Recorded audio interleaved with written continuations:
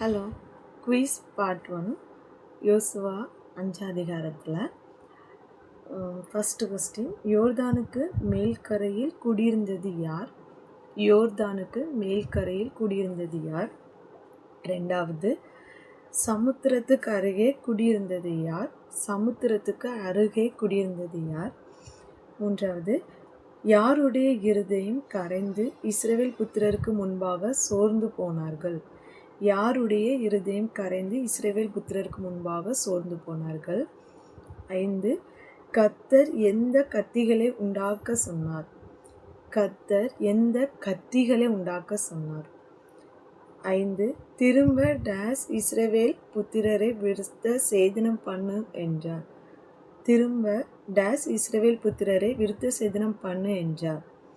6, இஸ்ரவேல் புத்திரரை எங்கே விருத்த சேதனம் பண்ணினான்? இஸ்ரவேல் புத்திரரை எங்கே விருத்த சேதனம் பண்ணினார்? 7, எங்கிருந்து புறப்பட்ட ஜனங்கள் விருத்த சேதனம் பண்ணப்பட்டிருந்தார்கள்?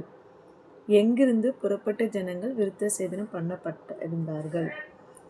8, யார் எகிப்திலிருந்து புறப்பட்ட பின்பு வழியில் வனாந்தரத்திலே மாண்டு போனார்கள்? யார் எகிப்திலிருந்து புறப்பட்ட பின்பு வழியில் வனாந்தரத்திலே மாண்டு போனார்கள்?